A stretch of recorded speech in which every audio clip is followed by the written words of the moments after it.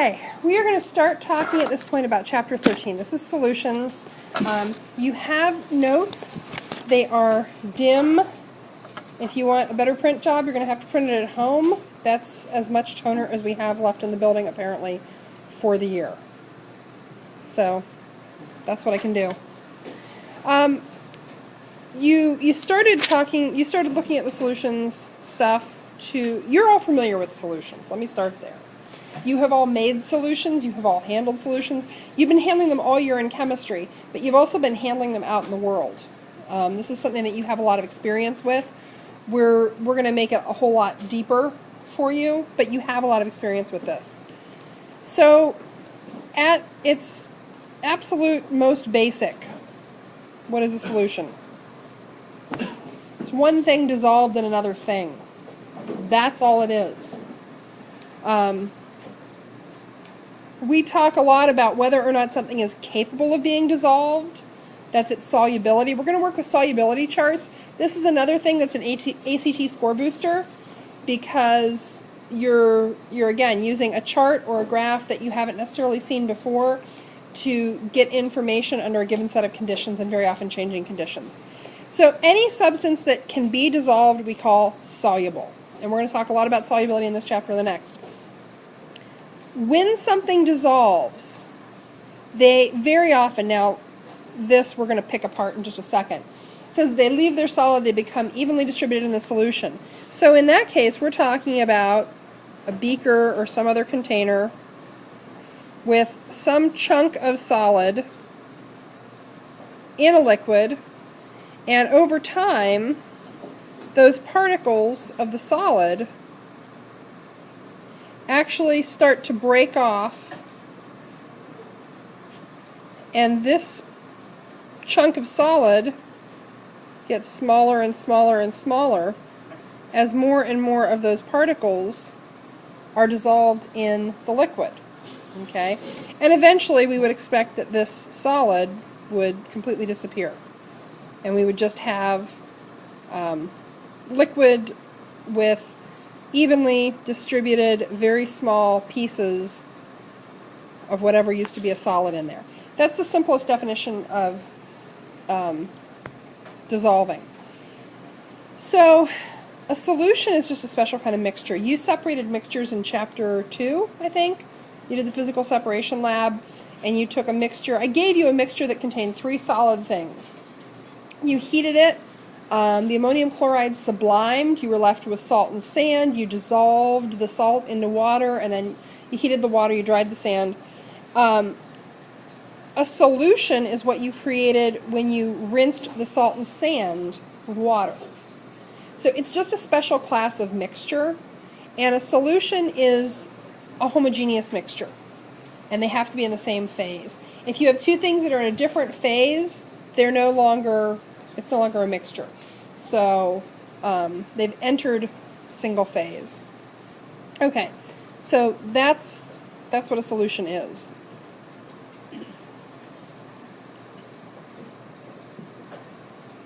There are 2 parts to any solution. There's a solvent and there's a solute. In the most classic sense that we talk about, where we have, this setup, a solid and a liquid. The liquid is the solvent, the solid is the solute. So, solvent, solute. Name me a solution that all of you have made in the past. I am positive used to get made a lot over in the home ec room. Kool-Aid. Great solution.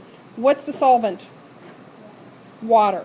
There are actually 2 solutes here. Sugar and the Kool-Aid powder, yeah. The drink powder, whatever it is. If you have 2 things that are in the same phase when they start, so if you have a solution of 2 liquids, the thing that there's less of is the solute. It's being dissolved by the solvent. We also have solutions that are solids. Some of you may be wearing some solid solutions right now. If any of you have any jewelry on, you're probably wearing a solution. Gold jewelry is a solution, because gold is so soft that pure gold you could bend, you could bite in half. It doesn't make great jewelry. You need some other metal that will harden it, so they form an alloy, which is a solution of solids. And in a solid solution, again, whichever there is less of is the solute. The thing that there's more of is the solvent. Okay, and here we talk a little bit about that. You can have solutions of gas. So again, everybody name a solution of gas readily observable in this room.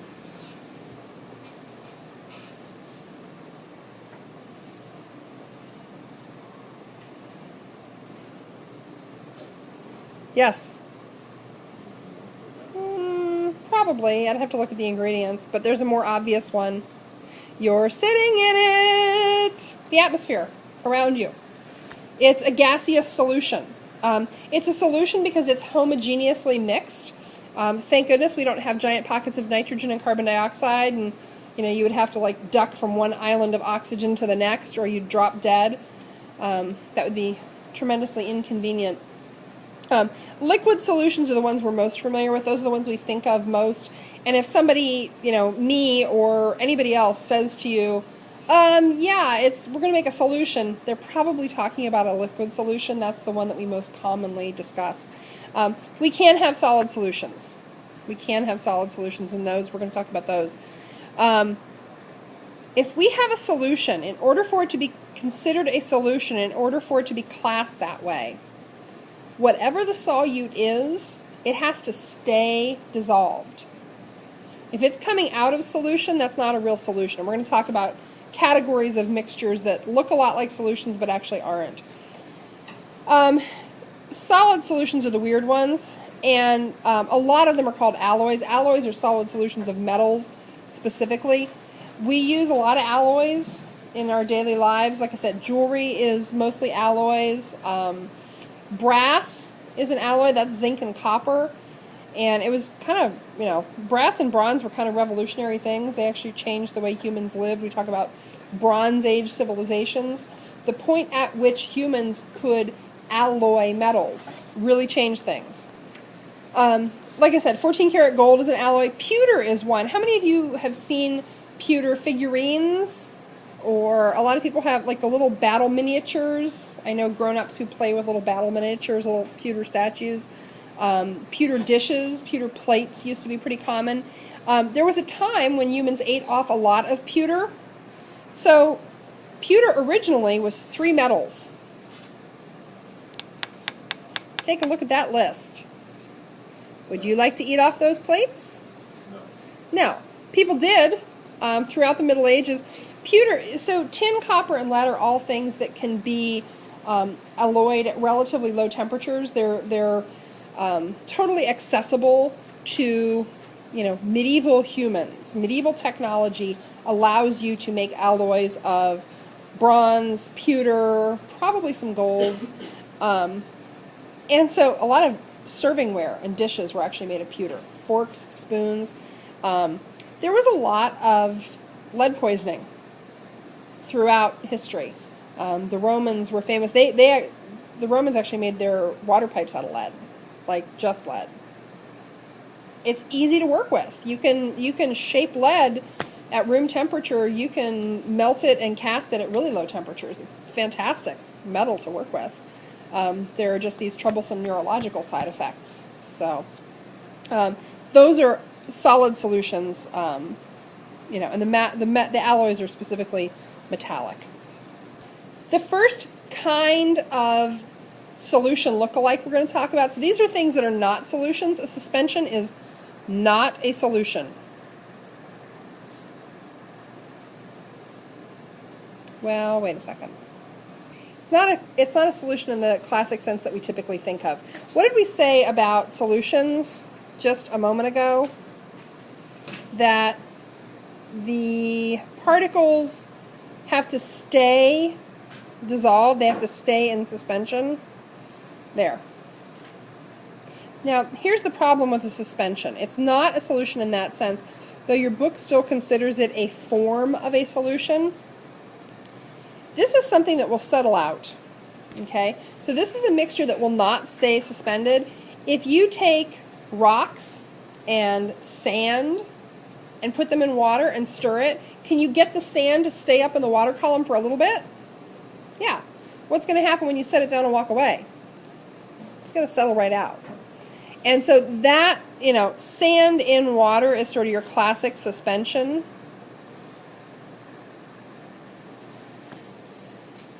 There are other suspensions, but that's the classic. A suspension is anything where when you stop agitating it, you stop adding energy to the system, the particles of what would otherwise be solute are just going to settle. Now, some suspensions take a very long time to settle. Clay. Has anybody here done any work with art clay, like pottery work? Okay. There is a substance called slip that's used. You know what slip is? Okay. So it's clay that's been dissolved in water. If you leave a bucket of slip, and slip looks like sort of milky coffee or chocolate milk, or if you're using red clays, it looks like, I don't know, red chocolate milk. It's cloudy. Those clay particles, because clay particles are very, very, very tiny, and they also have some electrostatic factors, they stay in suspension pretty well. But if you leave it sit long enough, all the clay will settle to the bottom, and you'll be left with a thick layer of clay at the bottom and relatively clear water at the top. That's a suspension. Now, that's a suspension that could stay, it could keep the particle suspended for years. I mean, slip, maybe months. I'd have to actually ask a potter. A long time. It's tricky. It looks like a solution because those particles stay suspended for a long time. But eventually they will settle. So sand and water, clay and water, these are things that are not soluble. They're not soluble, but you can get them to hang in the water column. Colloids are sometimes called colloidal suspensions. They're sometimes called colloidal solutions, but again, it's tricky. They're not solutions in the classic sense that we think about, where the solute is going to stay dissolved. So they have bigger particles than the particles that would go into solution, okay, and particles that would stay evenly distributed. But they have smaller particles than those that are going to hang and then drop out. Oh, you know what? Maybe clay and water is, no, it's not considered a colloid because it will eventually settle on its own. The particles in a colloid will stay suspended. You have a colloidal suspension in your refrigerator at home, almost undoubtedly. You probably, well, I like it on BLTs. Mayonnaise. Mayonnaise is a colloidal suspension. Jello is also a colloidal suspension. And 398 in your book has got classes of colloids. There are sols and gels and liquid emulsions and foams, and I don't care that you know any of those. We're doing this fast. The big test for a colloid is what's called the Tyndall effect. How many of you have driven on a foggy night? Okay. What do the fog droplets that are suspended in the air do to your headlights? What does it do to the light coming from your headlights, your vehicle's headlights? What do you think? It reflects it back. It scatters it, actually. And so it has this cloudy appearance as the light goes through it. That's the Tyndall effect. Fog is a colloidal suspension of water in atmosphere, of water vapor in atmosphere. Those particles are large enough that they're visible and they will scatter light, but they're small enough that they'll stay suspended. When we talk about fog burning off, very often this time of year in the fall we have foggy mornings and we talk about it burning off. As the air heats up, those water molecules that are in suspension, of course, go into what phase? Pardon? Vapor. Yeah, they go from being suspended liquid droplets to being a vapor. So that's the Tyndall effect, and it is the test to figure out if something is a colloidal suspension or not. Gravy is a colloidal suspension.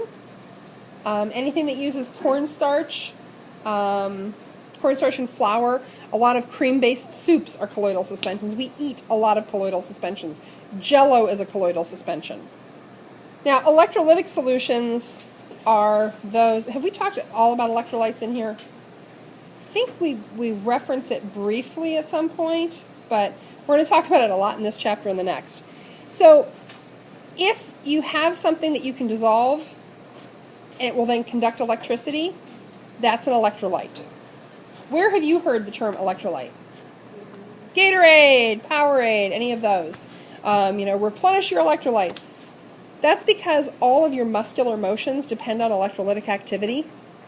They all depend on little ions carrying charge across cell barriers.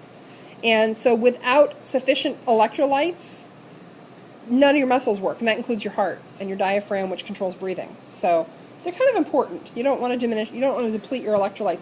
It's one of the big reasons, especially when very small children have massive diarrhea, you have to make sure that you rehydrate them with an electrolyte solution, not just water, because they can go into serious crisis if their electrolytes drop. Anything that will yield ions in solution is called an electrolyte. So what's the primary electrolyte in Gatorade? Do you know? What is it? You want to say what? Oh, I just want to say sodium. Yeah, well, it's sodium chloride. Yeah, it's salt. It's table salt. You can make your own Gatorade much cheaper if you take Kool-Aid and add salt to it. And then cut it in about half with water. Tastes almost as disgusting as the real thing for pennies on the dollar. So, unless you're one of those people who likes Gatorade and then you've just discovered the secret to the universe. You like it? Okay, you can make your own. Kool-Aid and salt, buddy, I'm telling you. It's cheap, cheap, cheap. And they may have some potassium chloride in there also. Potassium's another ion that plays heavily into muscle motion. So then you just go out and you buy salt replacement, which is potassium chloride, and you add some of that too. And then it'll probably taste every bit as disgusting as real Gatorade to the rest of us. Do you like it? That's your thing? That's good. So anything that will yield ions or charged particles in a solution is an electrolyte. Obviously, sodium chloride is an electrolyte. I just said you could add potassium chloride to your homemade Gatorade, so that's an electrolyte. What is true of both potassium chloride and sodium chloride? They are what? They're what? I can't hear you. I legitimately cannot hear you. I'm not faking it. They're both ionic compounds. This is sort of a precursor for what we're going to talk about in the next chapter. Ionic compounds, however, tend to be electrolytes. Do you remember back to the lab where you tried to melt salt? We did some conductivity testing. What did all the ionic compounds do in water? They conducted electricity. Because ionic compounds dissolved in, especially in water, tend to be conductive. They tend to be electrolytes. Things that don't conduct, things that yield neutral molecules, are non-electrolytes. They create non-electrolytic solutions. So we can classify anything as an electrolyte or not. Now time to make Kool-Aid. Not for real. I have this lovely beaker with water in it. I have this substance here, available for purchase at any grocery store. Sugar. I'm going to dump the sugar into the water. Will it dissolve?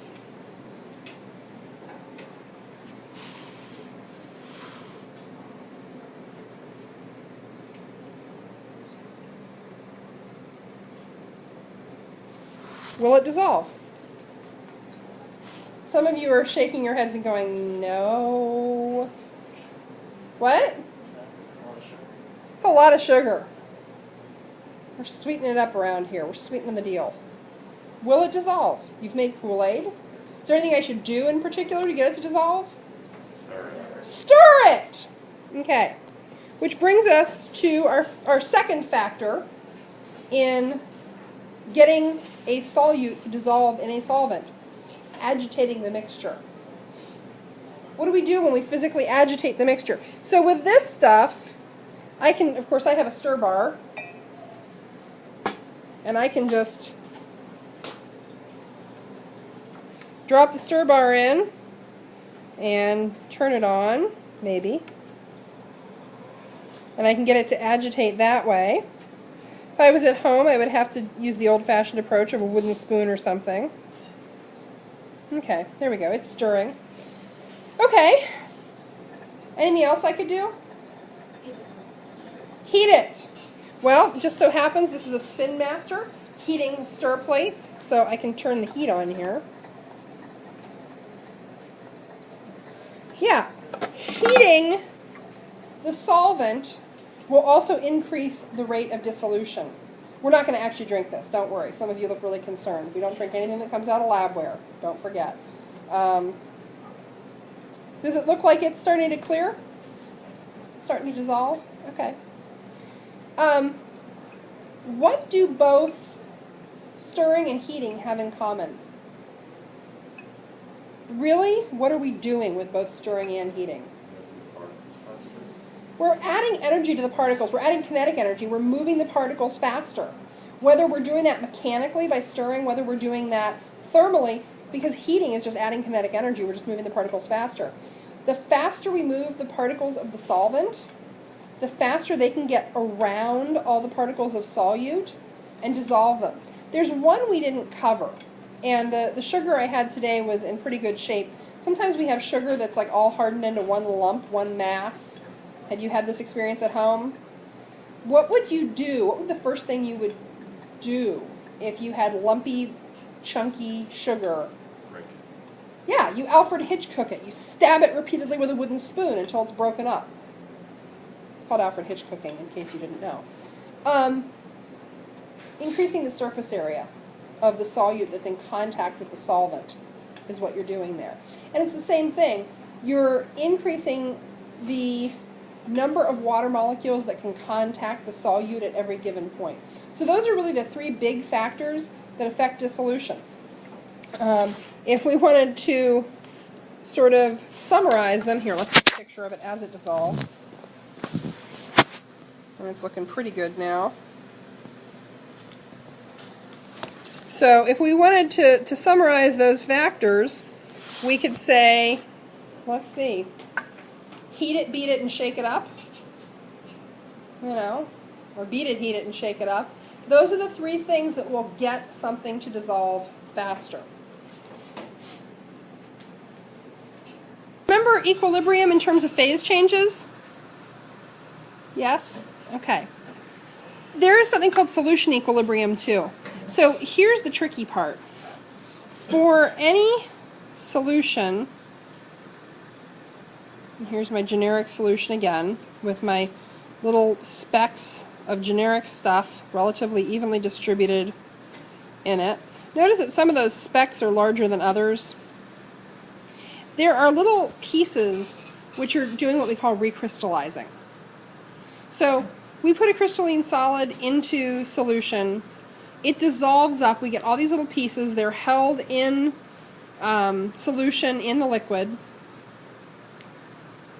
At any given moment, some of them are breaking free of the liquid and finding a few others of their kind and recrystallizing. And they're reforming those little crystals. Well, at the same exact time, the energy of the solvent is attacking some little piece of solid and breaking a piece out, and it's dissolving. So we have these, remember, with equilibrium, we had opposing changes happening at equal rates. Well, here our opposing changes are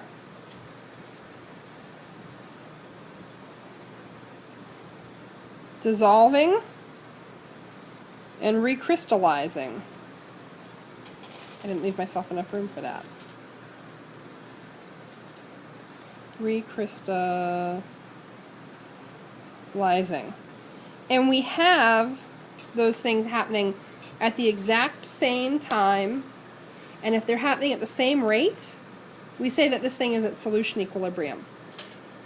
If we were favoring the dissolving part of that, when we first put the sugar into the beaker over there, and we had lots of things that were not in solution, and we were getting them all into solution, we were favoring the dissolving part of the equilibrium. So we had shifted the balance towards dissolving. If we let that sit as water slowly evaporated off it, if we let it sit for weeks, we would be favoring recrystallization. So we would have more particles that were joining the crystalline solids than were going back into dissolution.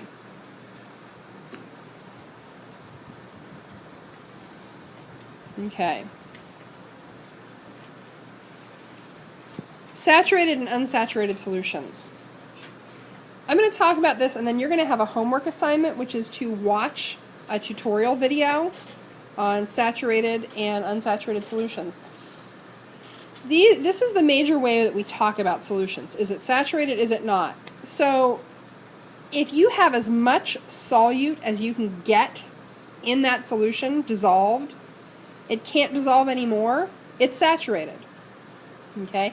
There is a limit to how much solute you can dissolve, ever. As long as you can keep adding solute to it, and it will still dissolve, that's an unsaturated solution. There's a third category we're going to talk about in a second. We're going to do a little experiment with our Kool-Aid over there. Okay, so we took our happy little sugar solution, and we added more sugar to it.